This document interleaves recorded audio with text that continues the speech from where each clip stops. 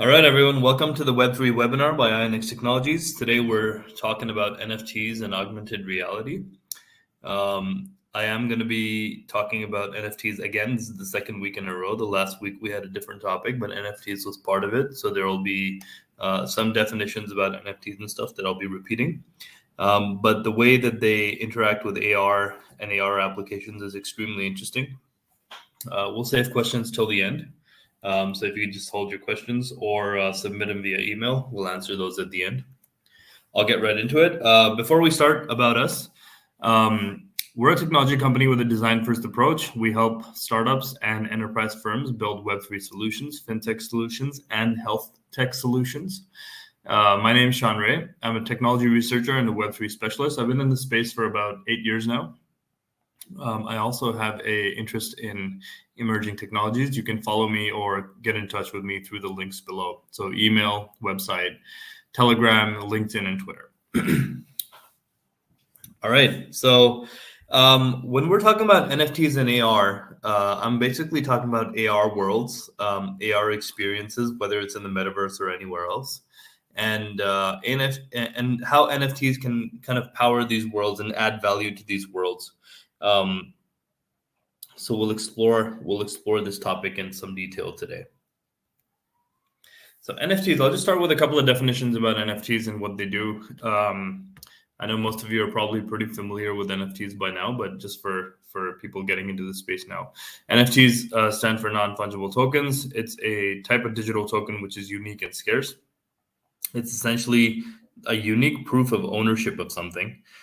And they're digital versions of physical collector's items. That's a good way to think about it. Fungibility is a concept which is important to understand. It's the ability of an asset to be exchanged for another asset of the exact same type. So when I say a $5 bill is fungible, that is correct, because a $5 bill is the exact same as every other $5 bill in the world. It holds the same value. It represents the same value. But when I say something like the Oppenheimer diamond is fungible, that's not true. So the Oppenheimer diamond technically is non-fungible because it's the only unique version of itself that exists in the world.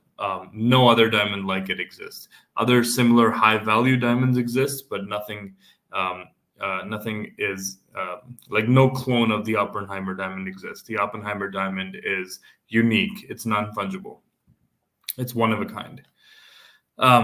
And then a concept that NFTs enable is digital scarcity. So when the internet came about, it enabled digital abundance, where you could take a picture, you could share it with 1 million people for free.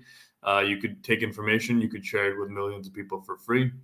And then NFTs enabled digital scarcity, which has a use case of its own. It has several use cases, several very unique use cases, actually.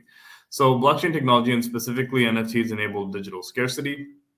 Some NFT data can be replicated, but the authenticity certificate or the legal rights associated with an asset or what's under the hood in terms of code and logic, that can't be replicated unless you purchase the NFT by itself. So the way to own it is by purchasing it. You can't replicate the whole thing and think you own it.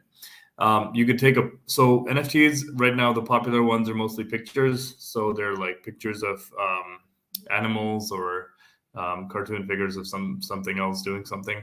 Those are popular, and there are communities around those projects, but there's a lot going on under the hood. So you could screenshot or you could just screen capture the image of a monkey or an ape, but you're not getting what's under the hood. There might be code under the hood. There might be metadata under there that gives it unique features that allows it to interact with other users within the community in specific manners, which you're not able to get if you just screenshot the image. So there is more than just screenshotting the image. NFTs exist on blockchain networks such as Ethereum and provide a certificate of authenticity and legal rights to the digital asset. So augmented reality is a field that's becoming more and more popular. Now we actually have several platforms that are mature and available for people to develop on and already have like AR experiences in. AR is short for augmented reality. As the name suggests, it's a technology that digitally augments the reality. So it adds value to the reality or adds information to the reality around the user. But then for this to happen, the user has to view it through sunglasses or phones or a headset or some sort of a digital viewing device.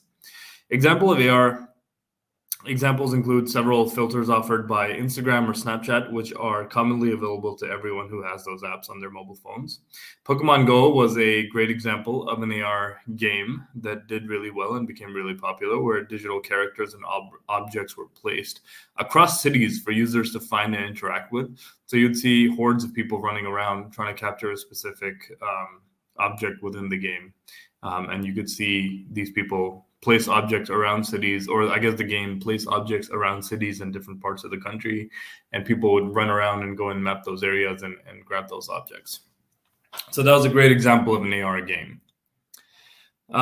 There are several AR reality cloud projects. I've hyperlinked this as well, so this goes to an article which you guys could read at your leisure. Several AR cloud projects are underway, and users have a range of different environments to choose from. So for example, right now we have different streaming platforms that we can choose from when we want to consume content. So like Netflix or Amazon Prime or Disney Hotstar or HBO. So the same way, you're going to have several options when you're looking at augmented reality clouds. And some games might only exist on certain platforms. Some content might only exist on certain platforms. I believe we're going to have a similar environment with the AR worlds in the future.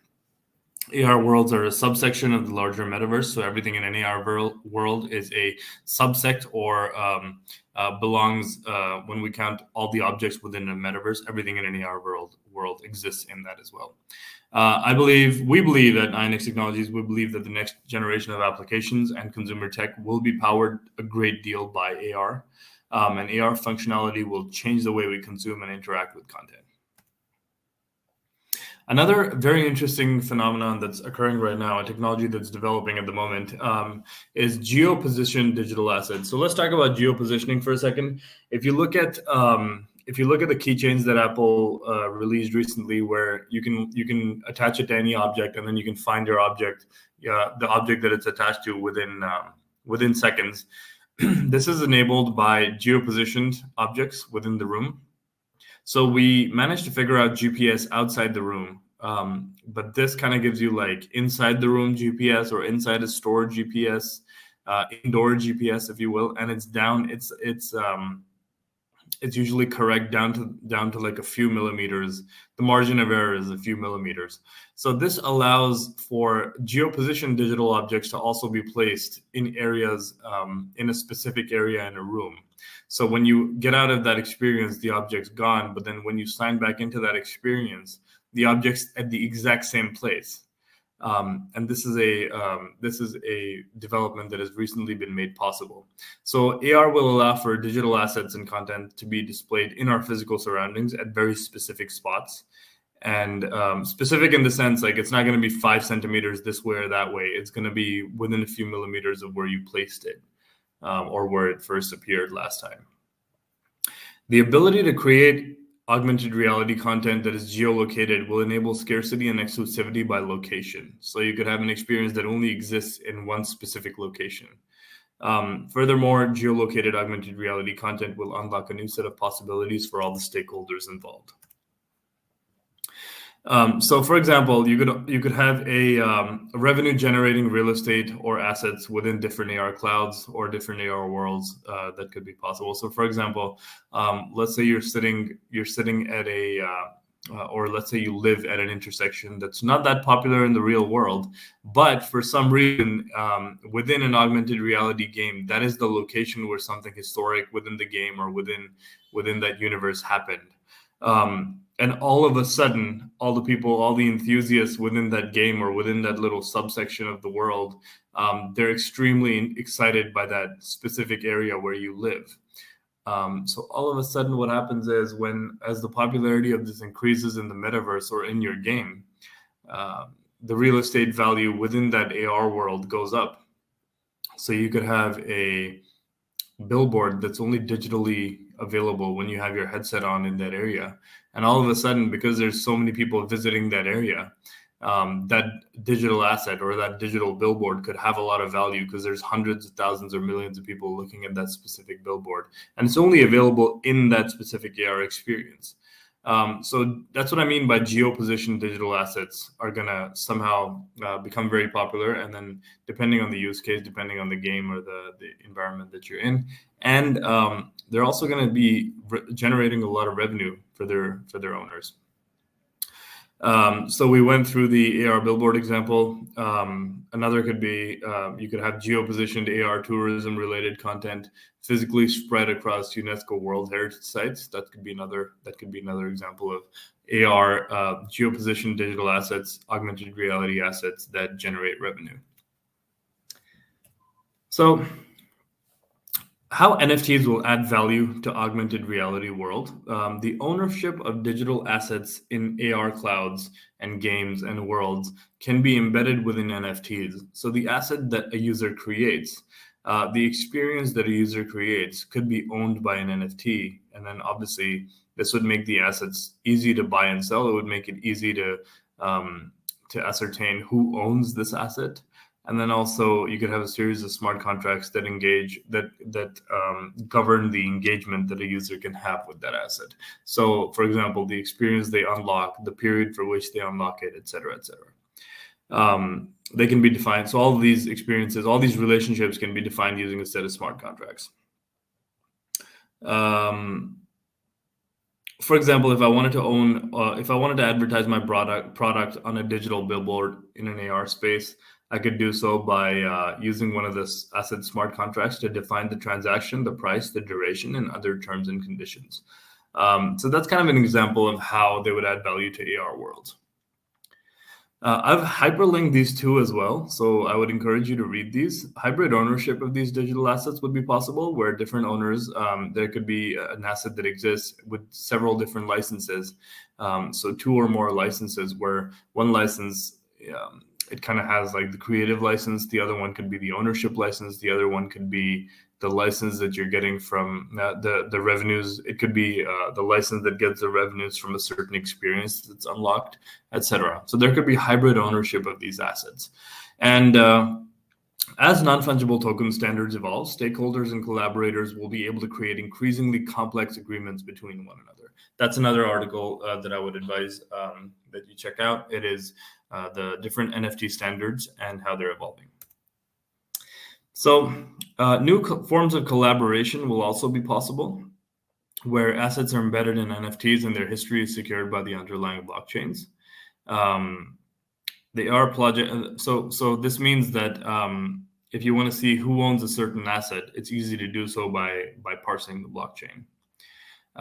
This will also allow different contributors to digital AR assets or projects to claim different rights and privileges. As I mentioned, the hybrid model earlier.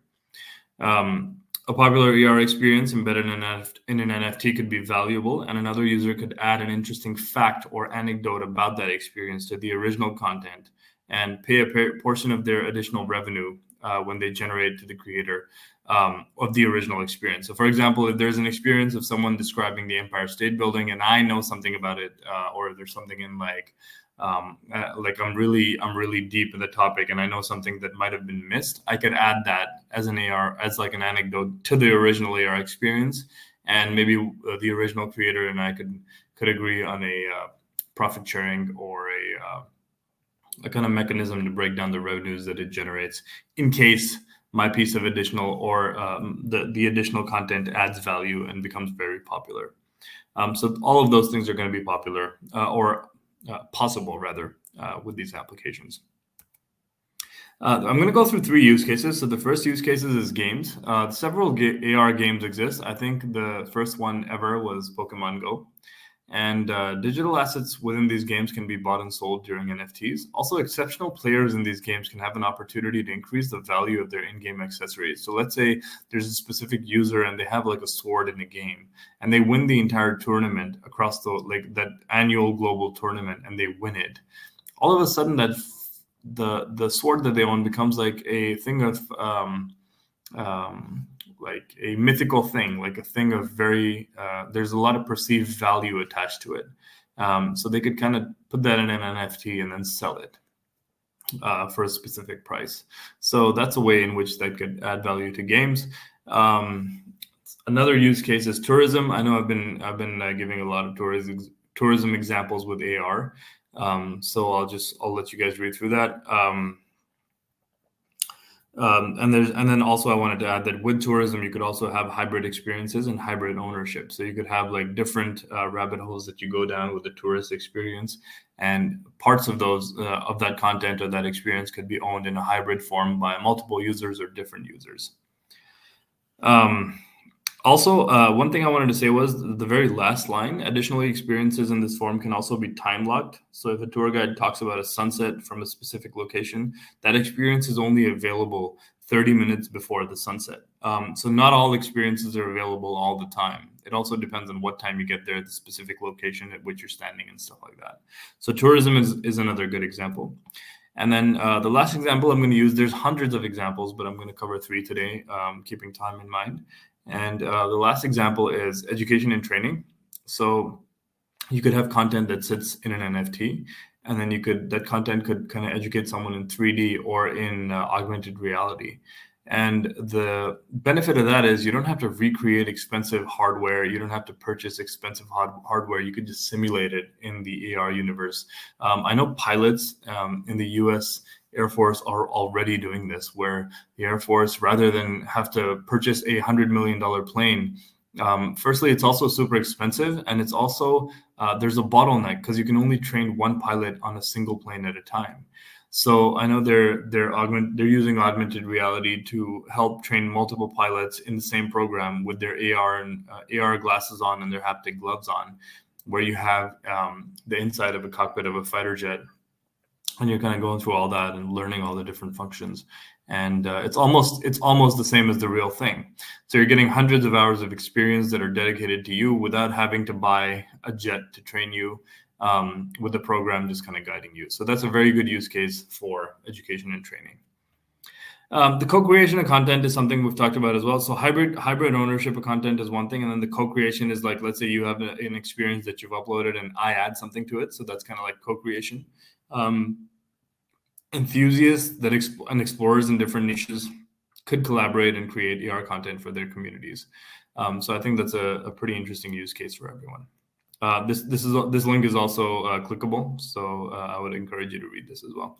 And obviously, smart contracts would be written to govern the specifics of how users can access the content and how the co-creators interact with one another and the agreements between them as well.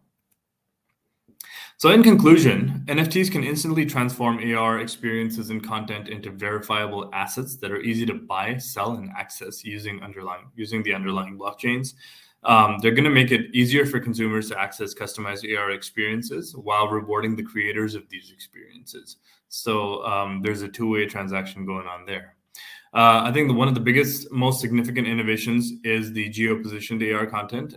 It enables that the content is only accessible when a user is at a specific location at a specific time, and smart contracts will control how these interactions with these assets happen. And NFTs will allow the hybrid ownership and collaboration between different stakeholders. So it's a super interesting time.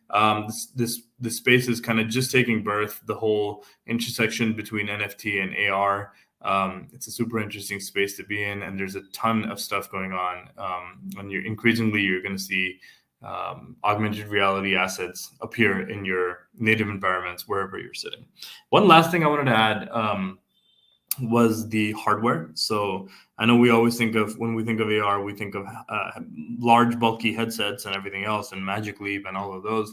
But something as simple as Ray-Ban did a partnership with Facebook last year, where their sunglasses, like their regular Wayfarer sunglasses, have AR capabilities. So you could just put those on and you could access AR, different augmented reality objects through there, and it also has cameras on the side, so you could also record what you're doing and see the people you're or interact with different people in the environment as well.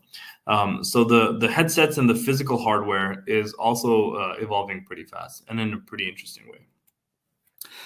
Before we open it up to questions, I wanted to talk about how we could help. We can help with AR API integration, NFT services. So that includes helping you choose a platform and translating your logic and processes into code. We could create the right checks and measures for your project, as well as set the right smart contracts for your project in place. This also means testing. So stress testing everything, making sure everything works together well. We'll help integrate on-chain and off-chain oracles to your smart contracts, and we'll do comprehensive relationship mapping and documentation. We'll audit and test your code thoroughly so that we make sure everything works and there's no loopholes or any bugs in your code. And we'll also help provide design-side support for your project. We have a great design team in-house. And lastly, we can help you create and launch your tokens for your project if you have any, as well as launch your project live on a blockchain platform. So with that, I'll open it up to questions. All my contact information is on the screen, so you can email me if you want to reach out. You can check out our website and go through there as well. There's Telegram up here, as well as LinkedIn and Twitter, and I check that every now and then. So get in touch through either process, and I'll look forward to hearing from you or talking to you soon. I'll open it up to questions.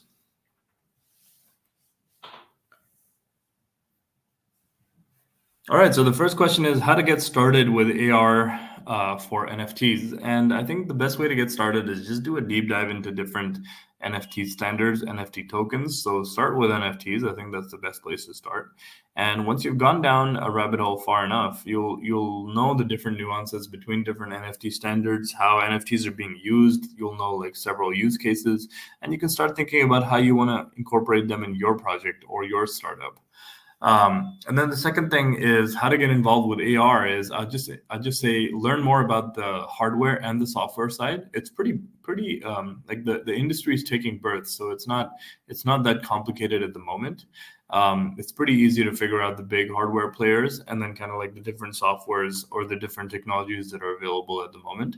So I just say do some research into both. Simple Google searches should help you pull up a ton of information. And then you can kind of like, as you familiarize yourself with the space, you'll get to learn more, and you can grow with the space. The second question is, what are some popular AR tools that we can use for creating AR NFTs? So obviously, I'll start with the NFT side first. ERC 1155 is a very popular token standard.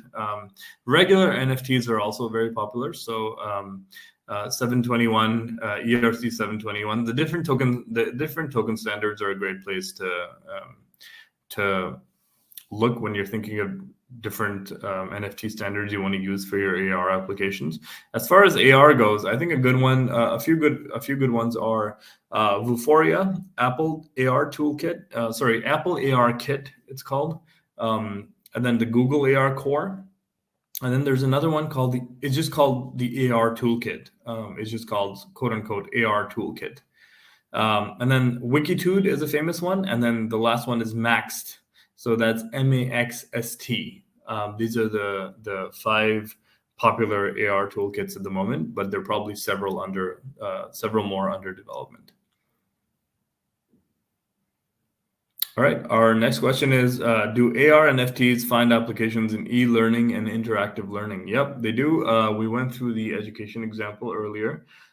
They do have an example in e-learning where you could kind of like help. So that was the example I gave was more like people helping train pilots on different platforms. This could also be, you could have like different education applications and e-learning applications where you could do like biology, for example, or engineering, where you could kind of like augmented reality. You could just take apart like an engine in AR. Or you could like in surgery class, you could kind of like look inside a human body, but it's all augmented reality. It's not real. So those are some excellent use cases as well for AR learning applications, and obviously those applications and their different aspects could sit on NFTs that you then call to unlock the experience.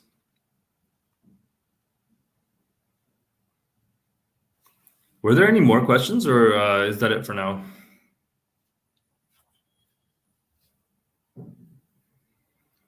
There's a question that is it possible to get the slide deck? I know that's been asked by someone here. It is possible to get the slide deck. We'll make it available right after the presentation. All right, I think that's all we got today. Thank you so much for attending, and I look forward to hearing more questions or comments. You have my contact details on the screen in front of you. And look forward to talking to you again in a couple of weeks with our next episode of the Web3 webinar. Thank you so much.